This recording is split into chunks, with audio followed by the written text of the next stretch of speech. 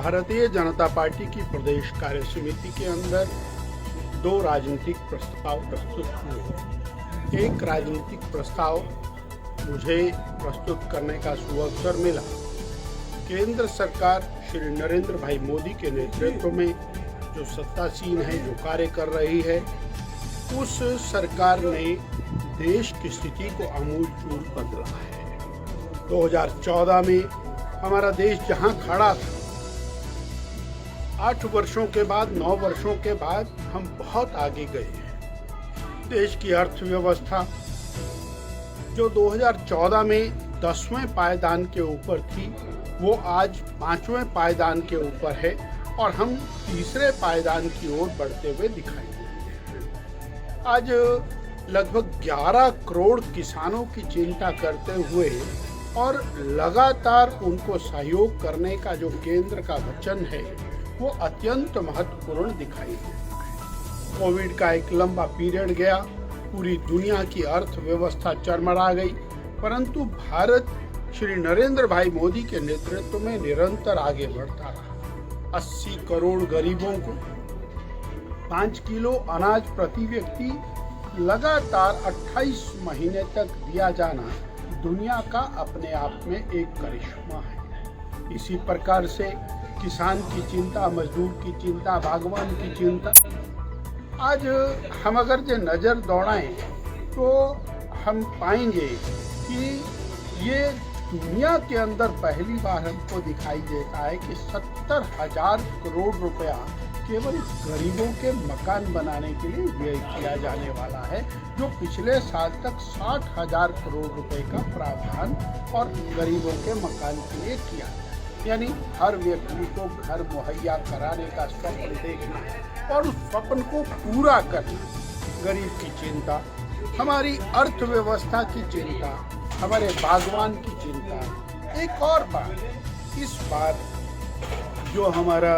चर्मकार है, हमारा शिल्पकार है, जो हमारा सुनार है, लोहे का काम करने वाला लोहार है, जो और मिस्त्री का काम करता है, बढ़ई का काम करता है, कारीगर का काम करता है, शिल्पकार का काम करता है, ऐसे करोड़ों करोड़ों लोग जो जिनको विशिष्ट श्रेणी में रख करके और भगवान विश्वकर्मा की योजना के नाम से योजना का नाम देते हुए उन सबको मजबूत करने का लक्ष्य और मोदी जी की सरकार ने रखा है। हम लोग इंफ्रास्ट्रक्चर की दृष्टि से आगे बढ़े हैं, सड़कों में आगे बढ़े, हम पानी की सप्लाई की दृष्टि से आगे बढ़े हैं और लगभग 12 करोड़ घरों को और पानी का कनेक्शन, शुद्ध पानी पहुंचाने का काम ये किया है। मैं इसको अगर एक जिस्ट के अंदर समाविष्ट करने का प्रयास करूं तो वो भारत जो पिछली सरकारों के समय में भ्रष्टाचारी सरकारों के रूप में जाना जाता था, जहां प्रतिदिन नए नए और भ्रष्टाचार उजागरित होते थे, वहीं पिछली मोदी सरकार के अंदर प्रतिदिन नए नए जन कल्याणकारी कार्य वो जनता के सामने। दूसरा प्रस्ताव हिमाचल प्रदेश का राजनीतिक प्रस्ताव है, जिसको भाई रणधीर शर्मा जी ने प्रस्तुत किया और वो प्रस्ताव सीधा सीधा आज की जो वर्तमान सरकार है,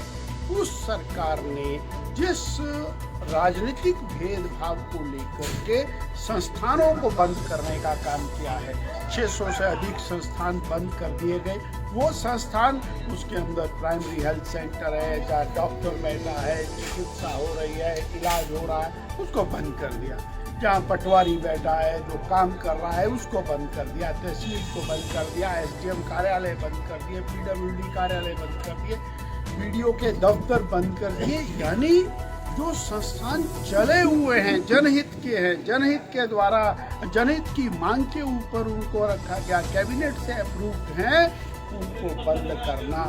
हिमाचल प्रदेश की जनता के साथ धोखा है, अन्याय है। प्रदेश कार्य समिति में और किन विषयों पर जो है वो चर्चा हुई, बात करें हाल ही में विधानसभा चुनाव भी हुए हैं। आज जो मुख्य रूप से विषय आया है, हम लोग जो चुनाव के अंदर जनमत प्राप्त नहीं कर पाए हैं,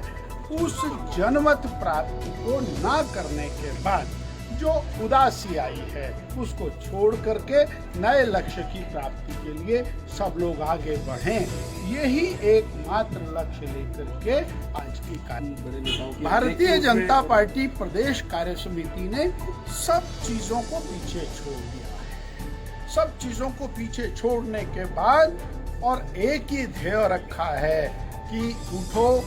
जागो, तब तक ना रुको जब तक लक्ष्य की प्राप्ति